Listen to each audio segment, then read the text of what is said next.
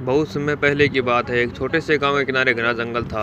उस गांव में नंदू नामक गरीब लड़का रहता था। नंदू के पास न जमीन थी न ज़्यादा साधन। वह दिन भर जंगल से लकड़ियाँ काटकर बाजार में बेचता और उसी से घर का गुजारा चलाता था। मेहनती होने के बावजूद उसकी हालत हमेशा तंग रहती थी। नंदू का सपना था कि किसी दिन उसके पास भी इतना धन हो जाए कि वह अपनी बूढ़ी माँ को आराम दे सके, खुद अच्छे कपड़े पहन सके और गाँव में इज्जत पा सके। लेकिन किस्मत जैसे उसकी मेहनत का साथ ही नहीं देती थी। एक दिन नंदू जंगल में लकड़ी काट रहा था। अचानक उसकी नज़र एक पुरानी काई लगी चट्टान पर पड़ी। उस चट्टान के पास हल्की सी चमक दिखाई दे रही थी। जिज्ञासा से भरा नंदू पास गया और देखा कि वहाँ एक छोटा सा काले रंग का पत्थर रखा हुआ है। देखने में वह साधारण सा था, लेकिन उसकी सतह से हल्की रोशनी झिलमिला रही थी।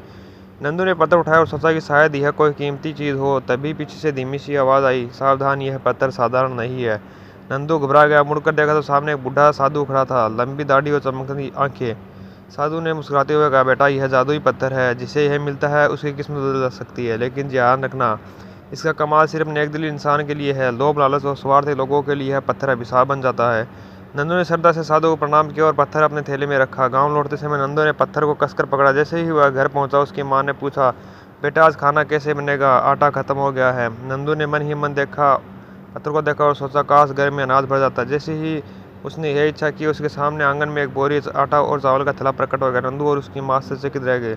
उस दिन से नंदू को समझ आ गई, सचमुच पत्थर जादुई है। धीरे धीरे नंदू ने उस पत्थर का उपयोग दूसरों की भलाई के लिए करना शुरू कर दिया। कोई भूखा मिलता तो वह पत्थर से अनाज मांगता, किसी की झोंपड़ी टूट जाती तो वह नई झोंपड़ी बना देता। गांव वाले पहले तो चकित हुए, फिर सब उसे दुआएं देने लगे। नंदू ने कभी अपने लिए महल या ढेर सारा सोना मांगने की कोशिश नहीं की। बस वह इतना चाहता था कि गांव में कोई भूखा ना परेशान हो। गांव का सरपंच रघु बहुत लालची था। उसने देखा कि नंदू अचानक लोगों की मदद करने लगा है और उसकी इज्जत बढ़ रही है। रघु को ईर्ष्या हुई। वह सोचने लगा, जरूर इस लड़के के पास कोई खजाना है। अगर यह मेरे हाथ लग जाए तो मैं सबसे बड़ा और अमीर बन जाऊंगा। एक रात रघु ने अपने आदमी को भेजकर नंदू का घर घेर लिया और पत्थर छीन लिया। रघु ने पत्थर को हाथ में लिया और बोला, पत्थर मुझे तुरंत सोने का पहाड़ दे। क्षण भर में उसने सामने सोने का पहाड़ हो गया। रघु खुशी से पागल हो गया। वह सोचने लगा कि अब तो मैं राजा भी से भी बड़ा हो जाऊंगा। लेकिन साधु की कही बात सच थी। पत्थर लालची इंसान के लिए अभिशाप था। जैसे रघु सोने का पहाड़ गिरने लगा, वह पहाड़ अचानक पिघलकर लावा में बदल गया। पूरी हवेली जलने लगी। रघु अपनी जान बचाकर भागा, लेकिन उसकी लालच राख हो गया। गांव वाले समझ गए कि यह सब उसकी लालच का नतीजा है। नंदू को जब यह खबर मिली तो उसने पत्थर हाथ में लिया और सोचा, यह है जादुई पत्थर, तूने मेरे और गांव का भला किया है, लेकिन अगर लोग तुझ पर लालच करने से लगे तो सब बर्बाद हो जाएगा। अब तू मुझे छोड़कर वहीं चला जा जहाँ तेरा असली स्थान था।